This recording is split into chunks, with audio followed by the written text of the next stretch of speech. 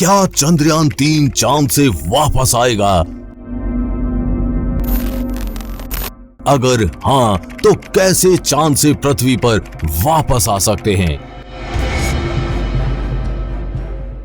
किस तारीख को वापस आएगा चंद्रयान 3? ये जानने से पहले आपको ये जानना होगा कि चंद्रयान 3 चांद पर पहुंच कैसे रहा है। इस टॉपिक पर हमारे विस्तृत वीडियो का लिंक नीचे कमेंट बॉक्स में दिया गया है। आइए यहां जानते हैं संक्षेप में। सबसे पहले इसरो ने LMV-3 रॉकेट की मदद से चंद्रयान 3 को पृथ्वी की कक्षा में प्रवेश करा दिया। पृथ्वी की कक्षा में प्रवेश करने के बाद प्रोपल्शन मॉड्यूल की सहायता से इसरो इसको आगे उड़ाएगा।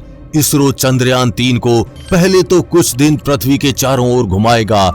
हर चक्कर पहले चक्कर से थोड़ी दूरी पर होगा। इस प्रकार इसरो चंद्रयान 3 को धीरे धीरे पृथ्वी से दूर भेजेगा। पृथ्वी के लगभग चंद्रयान 3 30 से 31 दिन चक्कर लगाएगा। 30 से 31 दिन बाद चंद्रयान 3 चांद के पास चला जाएगा। चांद तक जाने में इसको 6 दिन का समय लगेगा।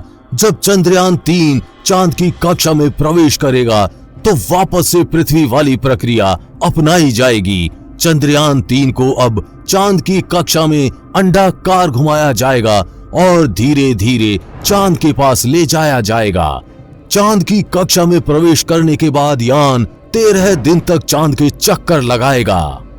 13 दिन तक चांद के चक्कर के बाद जैसे ही चंद्रयान 3 चांद के 100 किलोमीटर के दायरे में पहुंच जाएगा, प्रोपल्शन मॉड्यूल से लैंडर अलग हो जाएगा।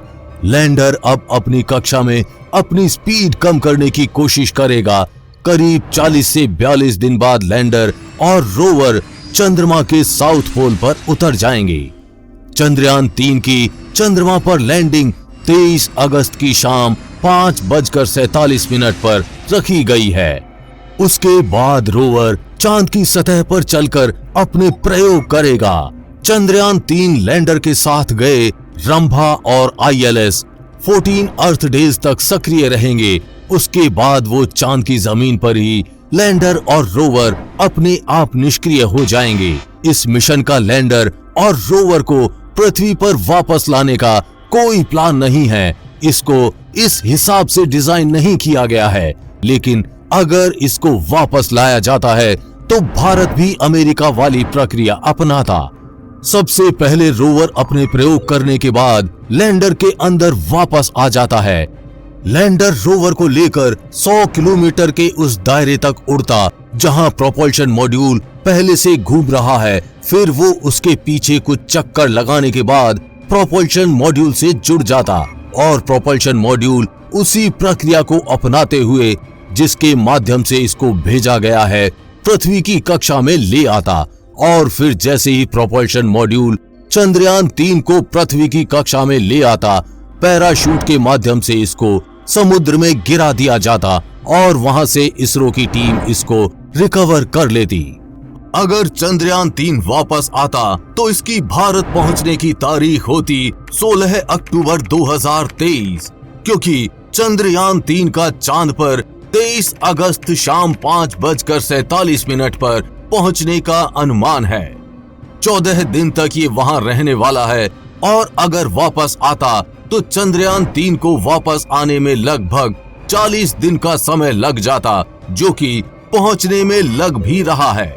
इस हिसाब से चंद्रयान 3 की पहुंचने की अनुमानित तिथि 16 या 17 अक्टूबर 2023 होती। हम उम्मीद करते हैं कि आपको ये जानकारी अच्छी लगी होगी और अगर आपका भी कोई सवाल है तो हमें कमेंट बॉक्स में लिखकर जरूर बताएं। हम अपनी वीडियो के माध्यम से आपके सवाल का जवाब देने का प्रयास करेंगे।